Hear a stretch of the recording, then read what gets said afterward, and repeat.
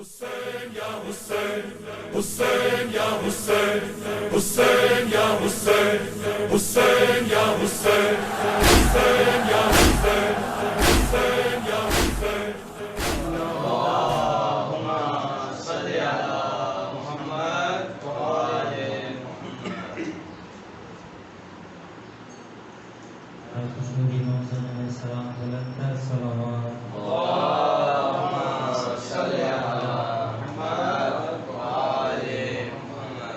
أعوذ بالله من الشيطان الرجيم بسم الله الرحمن الرحيم إن الله وملائكته يصلون على النبي يا أيها الذين آمنوا صلوا عليه وسلموا تسليما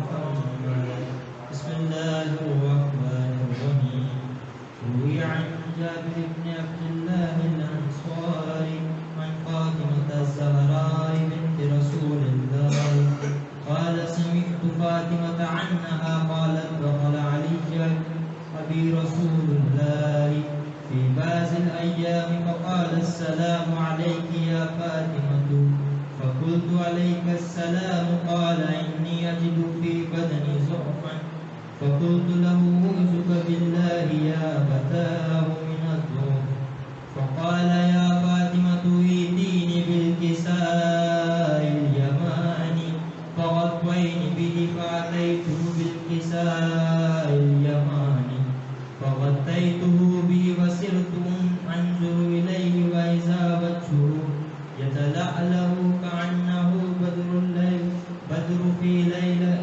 في ليلة تمامه وكماله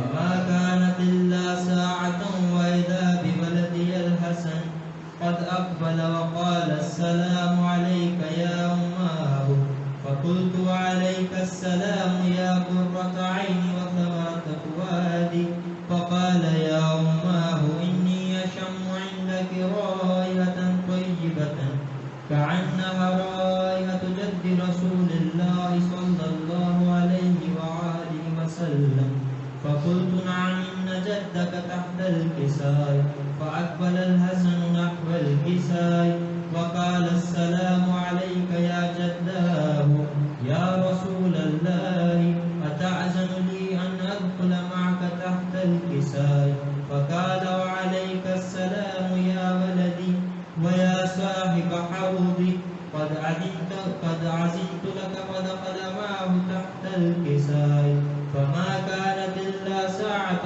وإذا بولدي الحسين قد أقبل وقال السلام عليك يا أماه فقلت وعليك السلام يا ولدي ويا قرة عيني وثمرة فؤادي فقال لي يا أماه إني أشم عندك رائحة طيبة كأنها رائحة جد رسول الله صلى الله عليه وآله وسلم فقلت نعم إن جدك وأخاك تحت الكساء صلوات اللهم صل على محمد وآل فدنا الحسين نحو الكساء وقال السلام عليك يا جداه السلام عليك يا من اختاره الله وتعزن لي أن أكون معكما تحت الكساء فقال وعليك السلام يا ولدي ويا شافي أمتي قد عزمت لك فدخل معهما تحت الكساء فأقبل عند ذلك أبو الحسن علي بن أبي طالب وقال السلام عليك يا بنت رسول الله صلى الله عليه وآله وسلم فقلت وعليك السلام يا أبا الحسن ويا أمير المؤمنين فقال يا فاطمة إني أشم عندك رائحة طيبة كأنها رائحة أخي وابن عم رسول الله فقلت نعم ها هو مع ولديك تحت الكساء فأقبل علي نحو الكساء وقال السلام عليك يا رسول الله صلى الله عليه وآله وسلم أتأذن لي أن أكون معكم تحت الكساء؟ قال له وعليك السلام يا أخي ويا وسيي وخليفتي وصاحب لواء قد عزمت لك. فدخل علي تحت الكساء ثم أتيت نحو الكساء فقلت السلام عليك يا أبتاه يا رسول الله صلى الله عليه وآله وسلم أتأذن لي أن أكون معكم تحت الكساء؟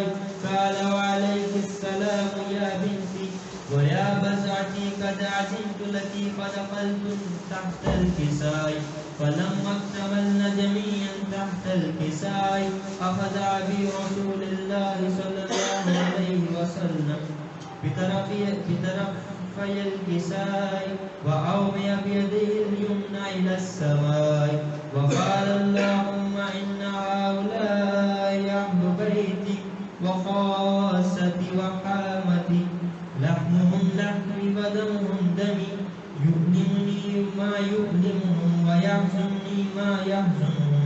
أنا غرب لمن هاربهم وسلم لمن سالمهم وعدو لمن عادهم ومحب لمن أحبهم. إنهم مني وأنا منهم فاجعل صلواتك وبركاتك ورحمة وغفرانك ورضوانك علي وعليهم وعذب عنهم الرجس وطهرهم تطهيرا.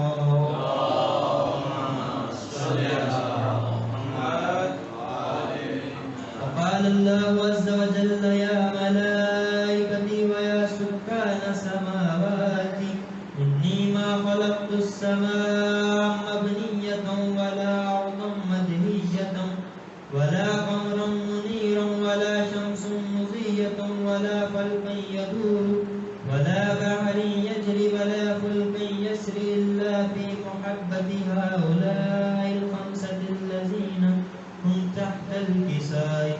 فقال الأمين جبرائيل يا ربي ومن تحت الكساء؟ وقال عز وجل هم أهل بيت النبوة ومعدن الرسالة هم فاطمة وأبوها وبعلها وبنوها.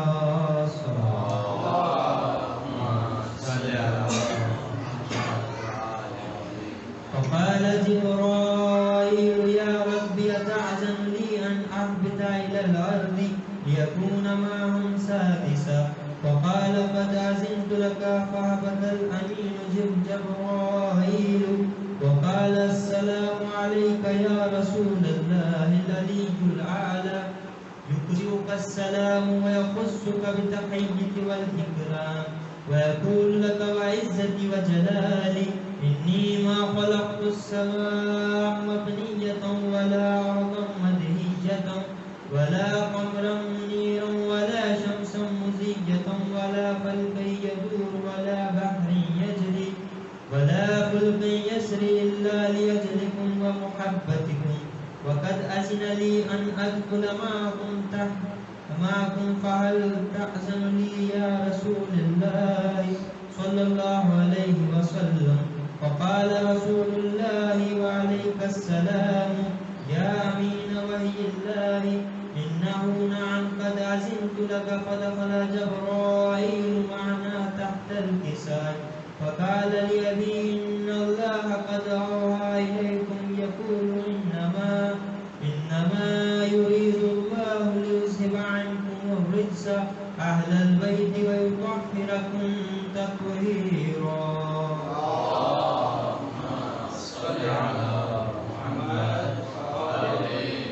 وقال علي لأبي يا رسول الله أخبرني ما لجلوسنا هذا تحت الكساء من الفضل عند الله.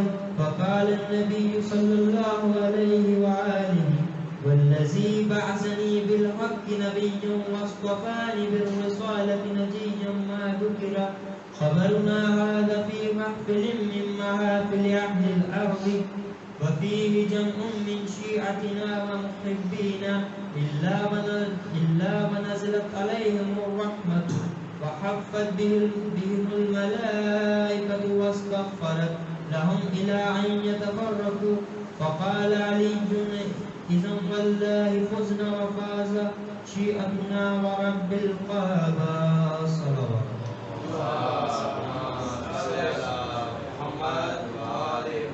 فقال أبي رسول الله صلى الله عليه وآله يا علي والذي بعثني بالحق نبي واصطفاني بالرسالة نجيا ما ذكر قبلنا هذا في محفل من محافل أهل الأرض وفيه جمع من شيعتنا ومحبين وفيهم محموم إلا وفرج الله همه ولا مهموم إلا وكشف الله همه ولا طالب حاجة إلا وقضى الله حاجته. فقال علي إذا والله فزنا وسعدنا وكذلك شيعتنا فازوا وسعدوا في الدنيا والآخرة ورب الكعبة.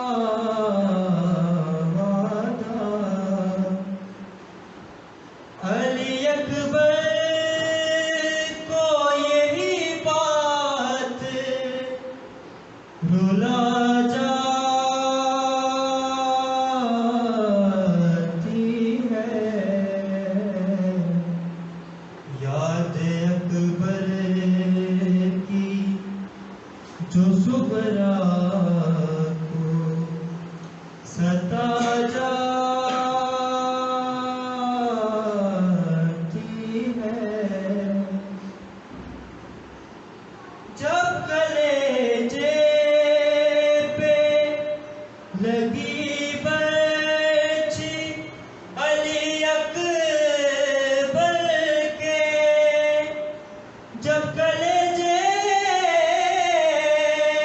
پہ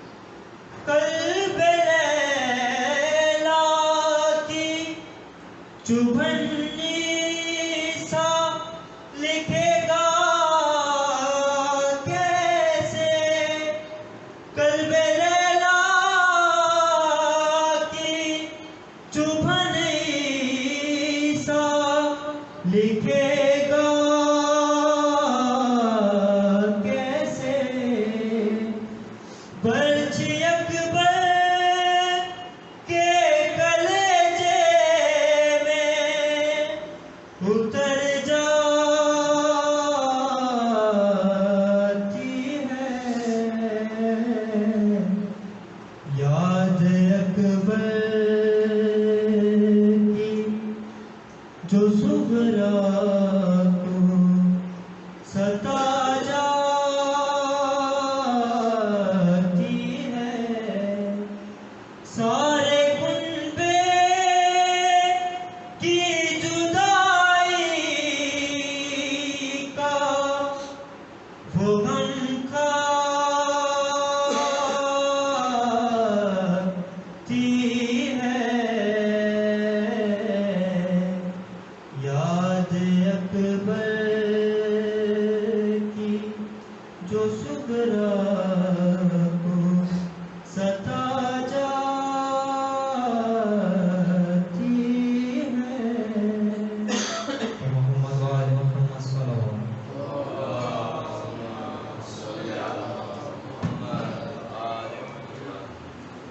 سنی امام زمانہ بلند تر صلوات اللهم صل على محمد وآل نعرہ تکبیر اللہ اکبر نعرہ تکبیر اللہ اکبر نعرہ رسالت یا رسول اللہ نعرہ رسالت یا رسول اللہ نعرہ حیدری یا علی حیدری یا علی ظہور حضرت امام زمانہ بلند تر صلوات اللهم صل على محمد وآل محمد سورہ فاتحہ کی تماثیل صاحب خانہ کے تمام عزیز و قارئین اور صاحب خانہ انجینئر سے جاتی ہیں عوام کے لیے اور حاضرین مجلس کے زندہ موقعات کے لیے متداخل شہداء علماء براجی کے لیے سورہ فاتحہ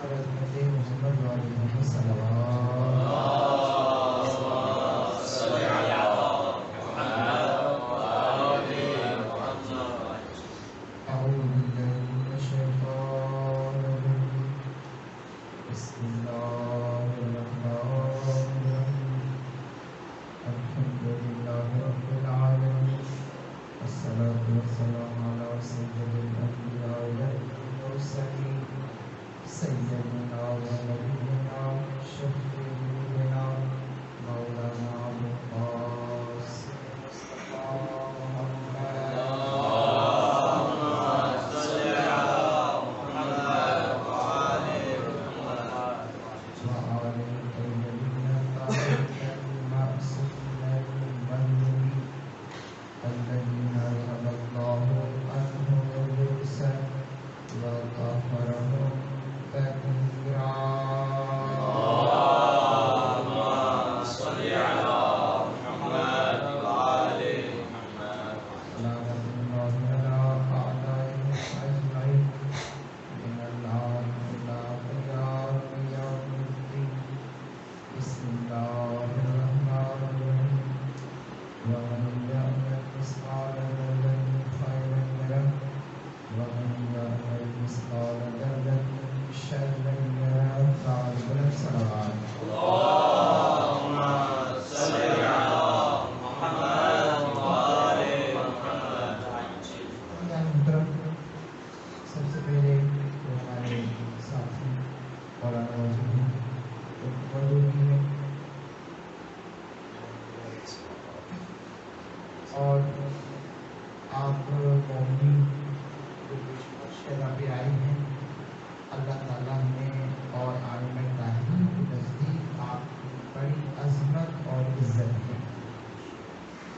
جو بھی اس فرش ادا پہ آتا ہے یقین جانیے یہ فرش ادا ہے جہاں انبیاء مرسلین آتے ہیں جہاں معصوم فرشتے آتے ہیں اور آنے کے بعد صرف آتے نہیں ہیں فخر محسوس کرتے ہیں وہاں سے یہ تقاضے ہوتے ہیں کہ پالنے والے ہمیں وقت دیا جائے مہلت دی جائے تاکہ ہم جا کر فرش ادا پر اپنے درجات کو بلند کریں صلوات اللہ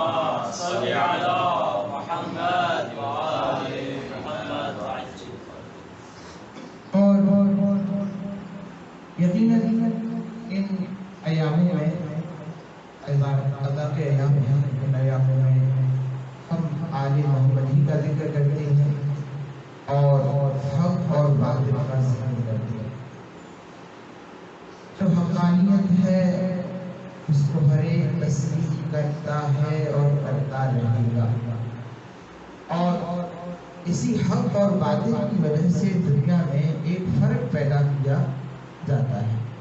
تمام انبیاء کی آپ تاریخ اٹھا کے دیکھیں، سر بات پڑھیے مولانا۔ اللہم صلی علی محمد وآل محمد۔ وہاں آپ کو ایک چیز نظر آئے گی کہ انبیاء کے مقابلے میں جو باطل قوتیں آئیں ان کو اللہ تعالیٰ نے ہمیشہ باطل قوت قرار دیا ہے، اور انبیاء کو ہمیشہ حق اور حقانیت قرار دیا ہے۔ حضرت آدم سے لے کر حضرت خاتم تک، اور جس آئے مجیدہ کے پڑھنے کا شرف حاصل کیا گیا ہے وہ سورہ زلزال کی تقریباً آخری آیات ہیں، اور ان میں خداوند عالم ارشاد فرما رہا ہے کہ وَمَن يَعْمَلْ مِثْقَالَ ذَرَّةٍ خَيْرًا يَرَهُ، جو انسان ذرہ برابر بھی دنیا میں نیکی کرے گا اس کو اس کا اجر عطا کیا جائے گا، جو بھی انسان ذرہ برابر بھی برائی کرے گا اس کو اس کی برائی کی سزا دی جائے گی بروز محشر۔ اب آئیے، دنیا میں دو ہی تو کردار ہیں، یا تو اچھائی کا کردار ہے یا تو برائی کا کردار ہے۔ دنیا میں یہی دو کردار نظر آ رہے ہیں۔ اگر کردار اچھا ہے تو اس کو بلند کردار کہا جاتا ہے، اس کو انبیاء کا کردار کہا جاتا ہے، اس کو حسینی کردار کہا جاتا ہے۔ اگر کردار بد ہے، کردار نجس ہے، انبیاء کے مقابلے میں، انبیاء کے نائبین کے مقابلے میں جو آیا ہے، ایسے کردار کو نجس اور شیطانی کردار کہا جاتا ہے۔ اگر انسان دو چیزیں ہیں، یا تو انسان وہی کردار اپناتا ہے جو انبیاء کا کردار ہے، اوصیاء کا کردار ہے اور انبیاء کے نائبین کا کردار ہے، یا تو انسان دوسرا کردار شیطانی کردار ہے۔ یہ کردار ہر دور میں رہے ہیں اور آج بھی نظر آ رہے ہیں ہمیں۔ کچھ لوگ کہتے ہیں کہ ہمارا حسینیت سے تعلق ہے، ہمارا آقا اور مولا حسین ابن علی ہے، اور کچھ یہ کہتے ہوئے نظر آ نہیں رہے ہیں، لیکن ان کے عقیدے بتلاتے ہیں کہ ان کا تعلق یزید سے۔ سب بات پڑھیے محمد والا۔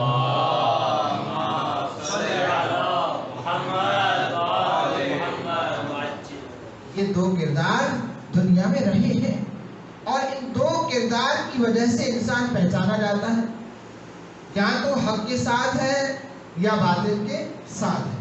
اب آئیے، یہ کربلا حقانیت اور انبیاء کی محنتوں کا کردار ہے، یاد رکھیے۔ یہ حضرت آدم سے لے کر حضرت خاتم تک، اور جتنی انبیاء کی محنتیں تھیں، ان محنتوں کے اوپر جو ایک مہر سخت کی ہے وہ حسین ابن علی نے آ کر مہر سخت کر دی ہے۔ اب کسی باطل کو ضرورت نہیں ہے کہ کسی انبیاء کا مذاق اڑائے اور کسی قرآن پاک کا مذاق اڑائے، لیکن حسین ابن علی نے کربلا میں دو کردار دنیا کو دکھا دی۔ ایک یہ ہے کہ یہ بتا دیا کہ ہم کبھی اللہ سے جدا نہیں ہو سکتے ہیں، کبھی ہم قرآن سے جدا نہیں ہو سکتے ہیں، کبھی ہم نماز سے جدا نہیں ہو سکتے ہیں۔ ایک ایسا کردار ان کے مقابلے میں آیا جو کہ قرآن کا صریحاً مخالف تھا، جو کہ ہر ایک جو قرآنی احکامات ہیں ان کو پامال کرنا ان کا شیوا تھا، اور تاریخ نے ہمیشہ عزیزاً محترم کسی کو معاف کیا نہیں ہے۔ اگر کردار اچھا ہے تو تاریخ نے اسے چھپایا نہیں ہے، سونہری الفاظ میں لکھا ہے کہ یہ کردار وہ ہے جو حسین ابن علی کا کردار ہے۔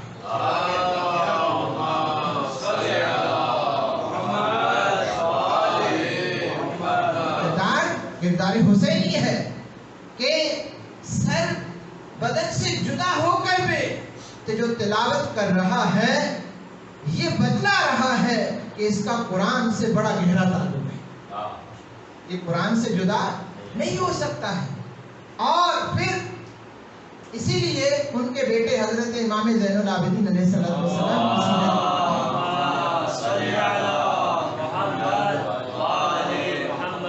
جو ہمیں نظر آ رہی ہے کہ ان مصیبتوں میں بھی، ان مسائل میں بھی، جہاں انسان کے اوپر مسائل کے پہاڑ، جہاں انسان کا ذہن کام نہ کرے، لیکن تاریخ نے لکھا کہ ہمارے ائمہ طاہرین، امام تو اپنی جگہ پر، لیکن جو امام کے ساتھ جتنے کربلا میں ساتھی بچ گئے، وہ چاہے عورت ہو چاہے مرد ہو، کبھی انہوں نے نماز قضا نہیں کی.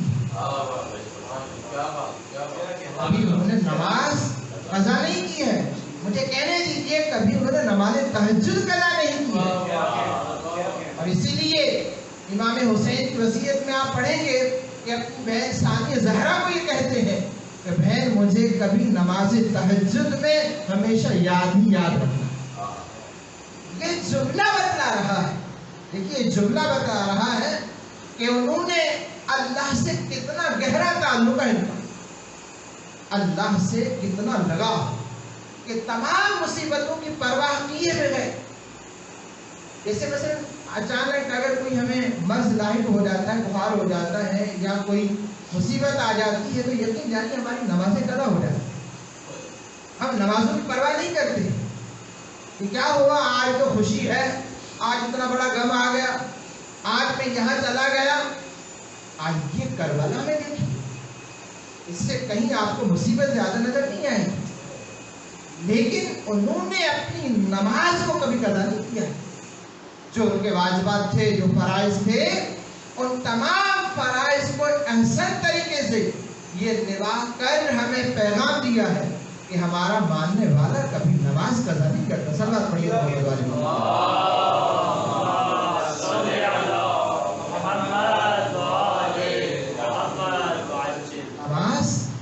عموماً کہا جاتا ہے کہ مولانا نماز میں کیا رکھا ہوا ہے؟ یہی تو وہ نماز ہے جو خدا سے ملاتی ہے. یہی وہ نماز ہے جس کے لیے اتنی کربلا سجائی گئی ہے، بقائے نماز کے لیے، بقائے فروع دین کے لیے، بقائے توحید کے لیے. میں اپنے الفاظ میں یوں کہہ دوں، اصول دین اور فروع دین کو اگر دیکھنا ہے تو جا کر کربلا میں دیکھیں. وہاں آپ کو اصول دین میں نظر آئے گا کہ کس طریقے سے توحید کی بقا کی خاطر، توحید کی بچانے کی خاطر اس طریقے سے مصیبتوں کو سامنا کرنا پڑا. اور کبھی آپ نے شکوہ نہیں کیا کربلا والوں کہ مالک اتنی مصیبتوں کے باوجود اب ہم کہاں جائیں، کس طریقے سے جائیں. تو بس عزیزان محترم، ہمیں چاہیے کہ ہم کربلا کے ماننے والے ہیں، ہمارا دامن کربلا سے وابستہ ہے. ہم سید سجاد حضرت امام زین العابدین علیہ السلام کو ماننے والے ہیں. اپنے کردار کو دیکھیں. یقین جانیے آپ کے لیے کوئی مولانا آئیڈیل نہیں ہے، آپ کے لیے آئیڈیل ہے تو سید الساجدین ہے. آپ کے لیے کوئی رہبر ہے، امام ہے، تو ہمارے 14 معصومین اور 12 امام رہبر ہیں. ان کی سیرت کو دیکھیے، ہم گنہگاروں کی سیرت کو نہ دیکھیے. دیکھنا ہے تو سید سجاد کو دیکھیے.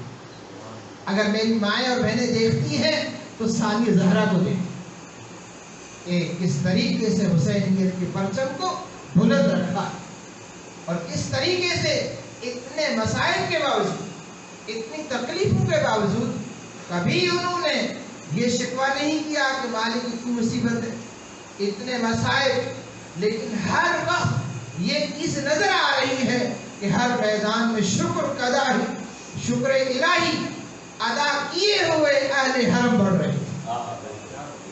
مالک تیرا شکر ہے، تو نے اس امتحان سے ہمیں گزارا، اور مالک تو ہمیں کامیابی دے، اور ہمیں تیری ہی قدرت کی، تیری ہی طاقت چاہیے جس کی بلبوتے کے اوپر ہم اتنے امتحانات سے گزر رہے ہیں. یہی وہ انسان کو چیزیں جو عطا ہوتی ہیں کہ اللہ تعالیٰ سے رابطہ مضبوط ہونا چاہیے. جن قوموں کا خدا سے رابطہ مضبوط ہے وہ کسی سے نہیں ڈرتی ہیں قومیں، وہ پارٹیاں کسی سے نہیں ڈرتی ہیں، چاہے سامنے والا کتنا ہی بڑا طاقتور کیوں نہ ہو. انہیں یقین ہے کہ ہمارے پاس وہ قوت اور طاقت ہے کہ یہ طاقت قوت دنیاوی ہے، ہمارے پاس اللہ کی طاقت ہے، ہمارے پاس کربلا کی طاقت ہے، ہمارے پاس سید الشہداء کی سیرت کی وہ اوراق موجود ہیں کہ جن کے اوپر ہم اپنی زندگی کو گزار کر آگے زندگی کو بڑھائیں گے۔ تو عزیزان محترم، یقینی طور پر چوتھے امام کی جو سیرت ہے یہ ہمارے لیے بہت اہم ہے۔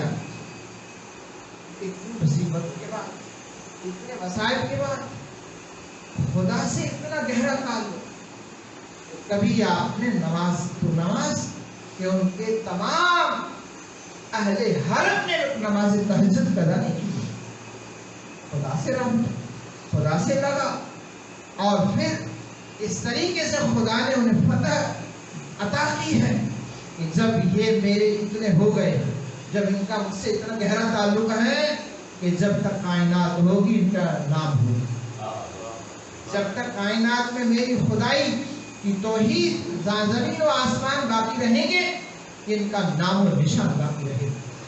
تو عزیزان محترم، اگر اپنا کچھ انسان کردار کچھ پیش کرنا ہی چاہتا ہے تو آئیے سید الشہداء حضرت امام حسین علیہ السلام صلوات پڑھیے۔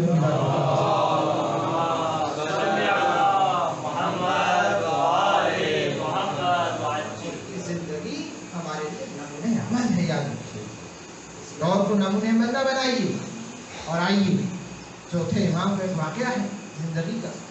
چوتھے امام کے سامنے ایک امام سے امتحان لیا، اور جناب ام سلمہ اس کی راوی کہتی ہیں کہ میں نے جب پیغمبر اکرم حضرت محمد مصطفیٰ صلی اللہ علیہ وسلم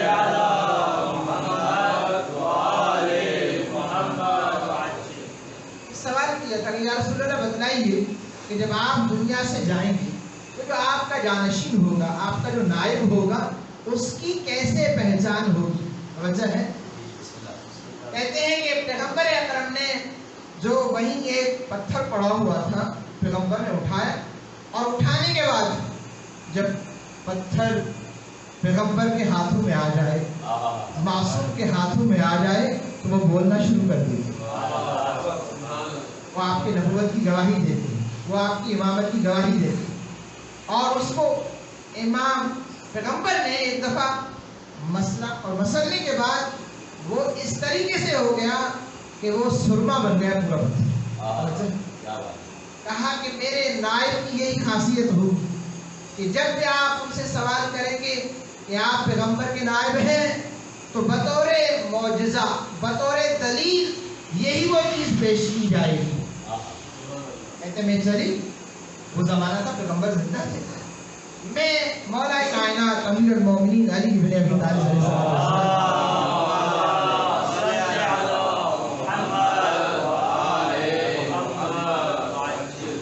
میں نے مولا کائنات سے پوچھا، مولا بتائیے آپ پیغمبر کے نائب ہیں؟ کہا ہاں میں پیغمبر کا نائب ہوں۔ کہا میں نے کچھ سوال نہیں کیا، وہی کام کیا جو پیغمبر نے کیا، پتھر اٹھایا اور اس کو سرما بنا دیا۔ میں نے کہا مولا میں نے آپ سے تو اتنا ہی پوچھا تھا۔ کہا آپ کو اندازہ نہیں ہے کہ پہلے جو میرا معصوم ہے جس کا میں نائب ہوں، جو معجزہ اس نے دکھایا ہے وہ معجزہ میں نے ہی آپ کو دکھایا ہے۔ کہا میں چلی آگے، مجھے امام حسن مجتبیٰ ملے، اور میں نے امام سے پوچھا کہ مولا بتائیے آپ نائب ہیں؟ کہا ہاں میں اپنے بابا علی بن ابی طالب کا نائب ہوں۔ وجہ ہے، کہا بچپنا تھا اور اتنا ہی پوچھنا تھا، وہی کام کیا جو اس کے بابا اور جد نے کیا، زمین سے پتھر اٹھایا اس کو سرما بنا دیا۔ ایک دفعہ دیکھا دادی اماں اور کچھ، کہا بیٹا بس، پھر آگے بڑھی، کہا کہ میں گئی مظلوم کربلا حضرت امام حسین کے پاس صلی اللہ علیہ وسلم، اور جانے کے بعد میں نے اس سے سوال کیا مولا آپ نائب ہیں؟ کہا ہاں میں اپنے بھائی کا نائب ہوں، اللہ نے مجھے نیابت عطا کی ہے، بس وہی کام کیا جو پہلے معصوم نے کیا۔ میں نے کچھ سوال نہیں کیا۔ کا وقت گزرتا رہا، توجہ ہے، جہاں مجھے لے جانا ہے وہیں لے جانا۔ وقت گزرتا رہا، زمانہ گزرتا رہا، کہا واقع کربلا ہو گیا۔ جب چوتھے امام واپس مدینے میں آئے، توجہ ہے، چونکہ جب امام جا رہے تھے تو امامت منتقل نہیں ہوئی تھی، توجہ ہے، امامت منتقل نہیں ہوئی تھی۔ اب جب چوتھے امام مدینے میں واپس آئے، ام سلمہ کہتی ہے مجھے وہ واقعہ یاد تھا پیغمبر والا، مولا کائنات والا، امام حسن مجتبیٰ مظلوم کربلا والا، وہ واقعہ پورا ذہن میں تھا۔ ایک دفعہ میں نے سید سجاد سے پوچھا بیٹا آپ اپنے جد کے نائب ہیں، وارث ہیں؟ کہا ہاں دادی اماں میں اپنے جد کا وارث ہوں۔ کہا میں نے کچھ بولا نہیں، وہی کام کیا امام سجاد نے کہ زمین سے پتھر اٹھایا اور اٹھانے کے بعد اس کو سرما بنا لیا، میں سمجھ کے گلے سے لگا لیا۔ کہا ہاں واقعی جو بھی پیغمبر کا نائب ہوتا ہے، جو اس کا وصی اور وارث ہوتا ہے، آپ کے جد نے مجھے یہ چیزیں تعلیم فرمائی ہے بیٹا۔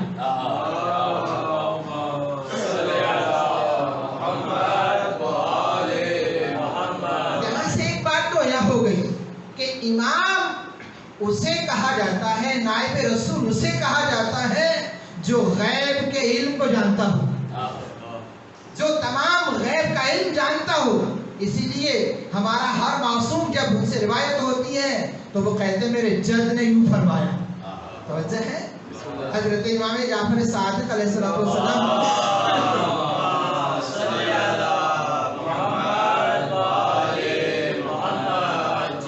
میرے جد نے یوں فرمایا، اس لیے کہ اللہ نے ان کو علم عطا کیا ہے۔ وہ علم حاصل کرنے والے نہیں ہیں، وہ دنیا کو عطا کرنے والے ہیں۔ وہ تحصیل علم کے محتاج نہیں ہے، وہ علوم جو اللہ نے انہیں عطا کیے ہیں وہ امانت کے طور پر لے کر آئے ہیں، اور ہم جیسے گنہگاروں کے درمیان میں ان کا آنا سب سے بڑا امتحان ہے۔ یاد رکھیے معصوم کا گنہگاروں کے معاشرے میں آنا معصوم کے لیے سب سے بڑا، عزیزان محترم، بڑا امتحان ہے۔ تو بس یہاں سے ایک بات تو عیان ہو گئی کہ ہمارے جتنے معصوم گزرے ہیں، جو نائبین رسول ہیں، ان کو پیغمبر نے نائب بنایا ہے، امت نے نائب نہیں بنایا ہے۔ اور پیغمبر کی حدیث ہے کہ من بعدی 12 خلیفتن وکلہم من قریش، میرے بعد میرے 12 نائب ہو۔ توجہ ہے، یہ فریقین کی کتابوں کے اندر موجود ہے۔ اور اس کے بعد پیغمبر نے ایک بار نہیں، پیغمبر نے کئی بار اس حدیث کو نقل کیا ہے، اور پھر ایک بار تو پیغمبر نے کئی بار اس حدیث کو مختلف طریقوں سے نقل ہوئی ہے۔ اور کسی حدیث کے اندر تو پہلے امام سے لے کر 12ویں امام تک اور ان کی وردیت کے ساتھ پیغمبر نے بتایا ہے۔ پہلا نائب جو ہوگا علی بن ابی طالب ہوگا، جو دوسرا نائب ہوگا حسن ابن علی ہوگا، جو دوسرا نائب ہوگا حسین ابن علی ہوگا، اور جو میرا چوتھا نائب ہوگا حسین ابن علی ہوگا۔ صلوات پڑھیے محمد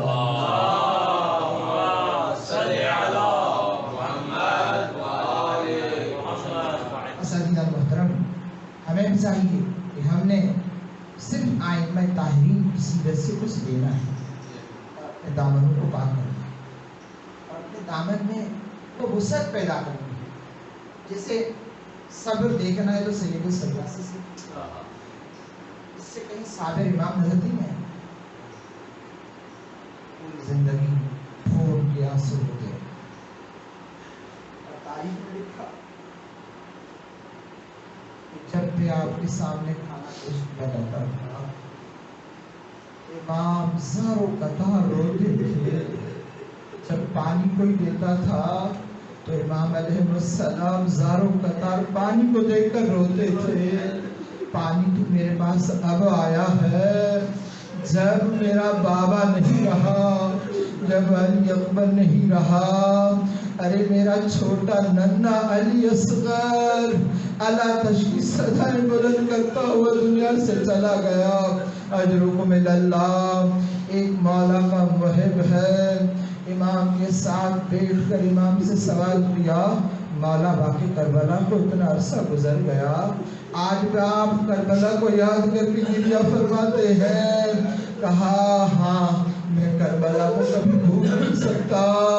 तुझे क्या पता हमारे ऊपर क्या मुसीबतें आई थी। अल्लाह बस वो कहता है मौला शहादत आपकी मीरास है, मौला शहादत आपकी मीरास है, ये आपके खानदान का विरसा है जो खुदा ने आपको अता किया है। अजीजों सुनोगे, एक दफा चौथे इमाम बुलंद हो गए, अरे अपनी जगह से उठे गिरिया बुलंद किया, कहा तूने इंसाफ नहीं किया, शहादत तो हमारी मीरास जरूर है, शहादत हमारी मीरास है, ये बताइए मेरी माँ और बहनों का बाजारों में जाना क्या यही हमारी मीरास है? और बेपनाह ऊँटों पर अरे उन्हें सवार करके शाम और कूफा की बाजारों में तमाशा बनाना क्या यही हमारी मीरास है? अल्लाह इमाम का गिरिया बुलंद हुआ। एक दफा इमाम गिरिया करते करते एक जुमला कहा तुझे पता नहीं जब वो आखिरी टाइम आया मेरे बाबा का, मैं कभी भूल नहीं सकता। वो टाइम जब आया होगा जब मेरे बाबा ने सदा दी होगी, हल मिन नासिरियन सुना, हल मिन मुगीसिन सुना, है कोई जो मेरी मदद करने वाला, है जो मजलूम की मदद करने वाला। कहा मुझे पता नहीं, वहाँ कोई न रहा, न अब्बास रहा, न अली अकबर रहा, न कासिम रहा। अरे अब्बास तो नहरे फुरात पर सो रहा था, ये सदाएं दे रहा था, ऐ मेरे आका गुर्बत की सदाएं न दे, ये कनीज का बेटा हाजिर है, ऐ मेरे मौला ये कनीज का बेटा किस लिए पैदा हुआ है?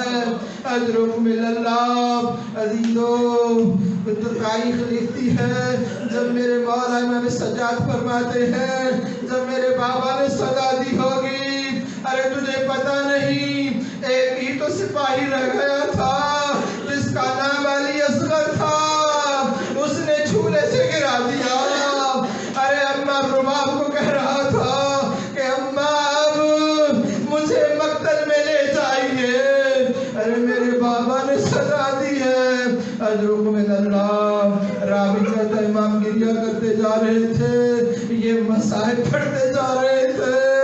कहा एक दफा फिर इमाम ने आह भरी, तुझे पता है शाम में हमारे साथ क्या हुआ? कहा शाम ने पूछो मौला शाम में क्या हुआ? कहा इमाम सज्जाद से न पूछो तो बेहतर है। कहा मौला फिर तो बताइए शाम में क्या गुजरी है? कहा सबसे पहले शाम के बाजार सजाए गए थे, 3 दिन तक हमें बाहर रखा गया था, अरे ऐलान किया गया था नए कपड़े पहने जाए, अरे बागी पर फतह पाई है। जब बागी का नाम आया सज्जाद बेहोश हो गया। इमाम सज्जाद कहते हैं ये लफ्ज में सुन नहीं सकता। मेरी माएँ भी सुन रही थी, अरे मेरी पुप्पियाँ भी सुन रही थी।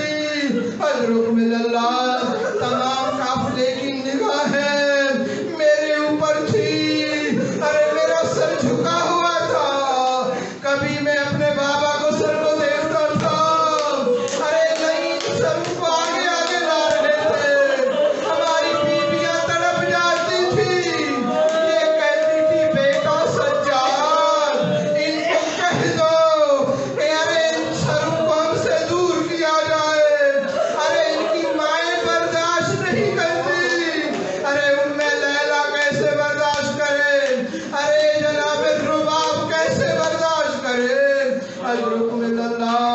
बस अजीज इमाम सज्जाद कहते हैं कि उन सरों को बार बार हमारे सामने गुजारा जाता था, अरे आवाजें दी जाती थी यही वो बागी है, ये बाजू की औरतें हैं। इमाम सज्जाद कहते हैं ये मुसीबत तो कुछ भी नहीं है, अरे हमारे हाथ बंधे हुए थे, पसे गर्दन हर कैदी के हाथ बंधे हुए थे, जो पत्थरों की बारिश हमारे ऊपर होती थी। इमाम सज्जाद कहते हैं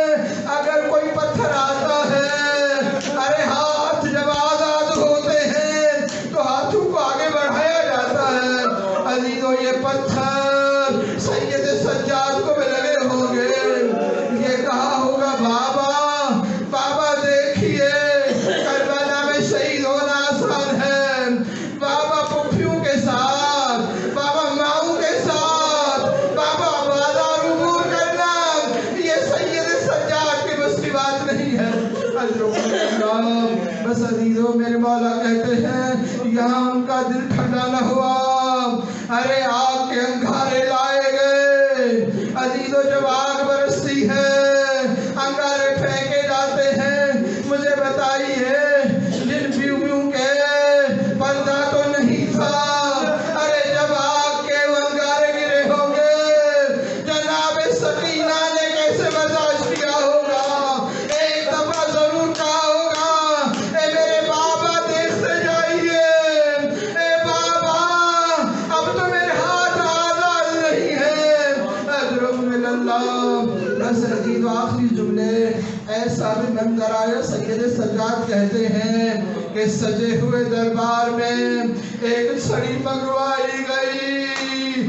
اب سید سجاد دیکھ رہے ہیں پورا بازار سجا ہوا ہے، وہاں کرسیوں پر امیر ترین لوگ بیٹھے ہوئے ہیں، ارے ہم قیدیوں کی طرح زمین پر بیٹھے ہوئے ہیں، حضرت اللہ۔ بس ایک تشلا میں منگوایا گیا، ایک چھڑی میں منگوائی گئی۔ مجھے بتائیے جوان بیٹا ہو، ارے بھائی اور بہنیں ہو، ایک جب چھڑی منگوائی گئی یزید کے ہاتھ پر پہنچی، ایک دفعہ وہ ملعون کی چھڑی آگے بڑھی، جناب زینب کا صبر ختم ہو گیا، ایک دفعہ اٹھی، ارے علی کے لہجے میں کہا اے لعین تو جانتا نہیں ہے یہ وہی رخسارے ہیں جو میرے نانا چوما کرتے تھے، ارے یہ وہی ہونٹ ہے جو میرے نانا چوما کرتے تھے۔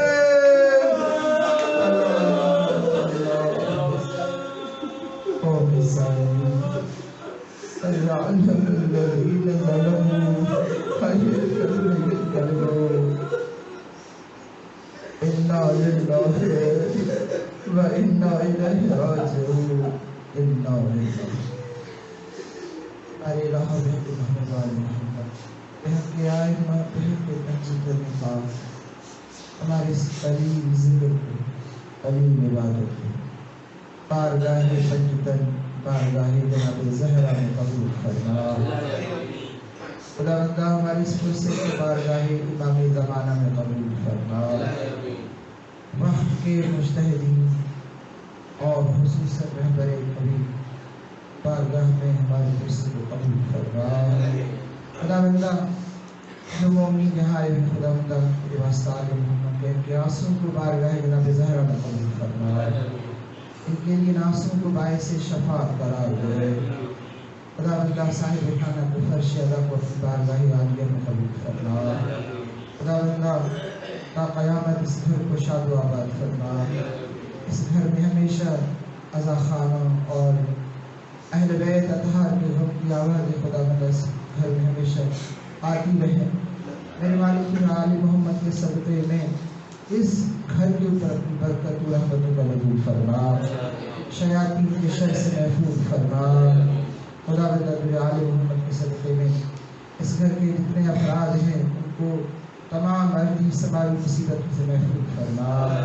خدا بندہ ان کی تمام دعاؤں کو بارگاہ سید شہداء کے مصائب کے صدقے میں ان کی تمام مشکلات کو آسان فرما، ان کے حلال رزق میں برکت عطا فرما، ہماری حاضرین مجلس کے حلال رزق میں برکت عطا فرما، حاضرین مجلس کی مشکلات کو آسان فرما۔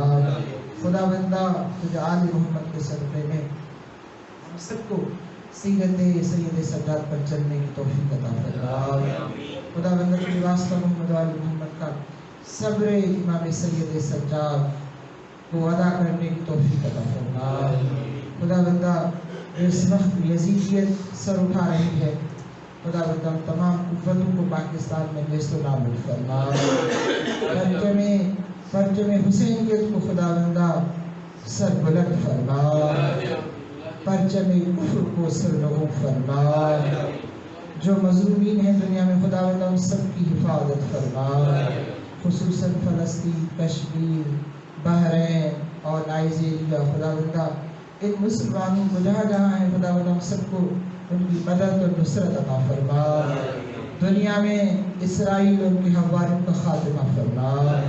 خدا بندہ جو مظلومین دنیا میں ہیں، خدا ان کی مدد و نصرت عطا فرما، مملکت خدا داد کی حفاظت فرما، مملکت ایران کے سرحدوں کی حفاظت فرما، ہمارے سروں پر براج حق کا سایہ قائم و دائم فرما، خصوصاً آیت اللہ علی خامنائی، آیت اللہ سیستانی، سید حسن نصر اللہ کو طول عمر عطا فرما، میرے مالک ان کا سایہ ہمارے سروں پر تا قیامت دائم اور قائم فرما، خدا بندہ مومنین میں اتحاد و اتفاق کی فضا کو قائم کرنے کی توفیق عطا فرما، غم سید شہداء جہاں نہ ہو رہے خدا بندہ سب کی حفاظت فرما، میرے مالک تجھ واسطہ محمد وآلہ کا ہمارے مولا آقا امام زمانہ کے ظہور میں تعریف فرما، اور خصوصاً صاحب خانہ کی جو حاجات ہیں وہ بھی کی تمنائیں خدا بندہ آخر میں تمام حاجت روائی کے لیے اور ہماری تمام دعاؤں قبول کے لیے ایک بار باواد بلند صلوات۔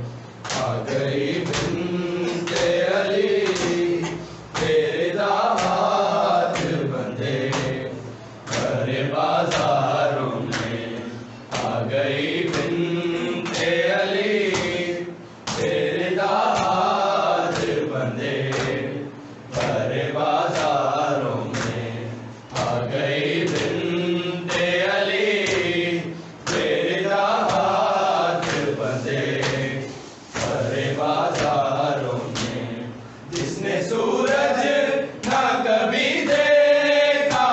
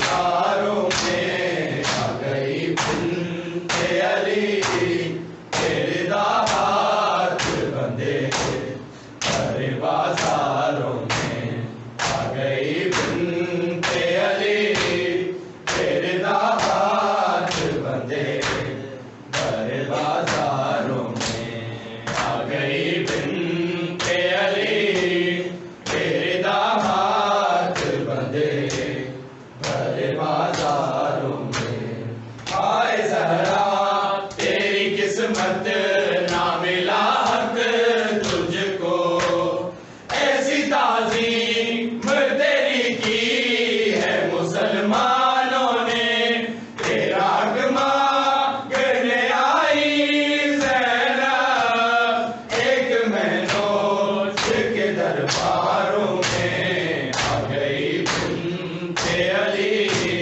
تیرے ہاتھ بندھے ہر بازاروں میں آ گئی بنت علی تیرے ہاتھ بندھے ہر بازاروں میں آ گئی بنت علی تیرے ہاتھ بندھے ہر بازاروں میں جس نے سورج نہ کبھی دیکھا تھا جس نے سورج نہ کبھی دیکھا تھا رو رہی ہے وہ گناہگاروں میں آ گئی بنت علی تیرے ہاتھ بندھے ہر بازاروں میں آ گئی بنت علی تیرے ہاتھ بندھے ہر بازاروں میں آ گئی بنت علی تیرے ہاتھ بندھے ہر بازاروں میں کہاں زینب اور کہاں شام میں لوگوں کا ہجوم سربراہ اونچی آواز میں خطبے پڑھنا ذکر مرسل کا حوالہ دے کر چادر مانگنا بدکاروں نے آ گئی بنت علی تیرے ہاتھ بندھے ہر بازاروں میں آ گئی بنت علی تیرے ہاتھ بندھے ہر بازاروں میں آ گئی بنت علی تیرے ہاتھ بندھے ہر بازاروں میں کہاں زینب اور کہاں شام میں لوگوں کا ہجوم سربراہ اونچی آواز میں خطبے پڑھنا ذکر مرسل کا حوالہ دے کر چادر مانگنا بدکاروں میں آ گئی بنت علی تیرے ہاتھ بندھے ہر بازاروں میں آ گئی بنت علی تیرے ہاتھ بندھے ہر بازاروں میں آ گئی بنت علی تیرے ہاتھ بندھے ہر بازار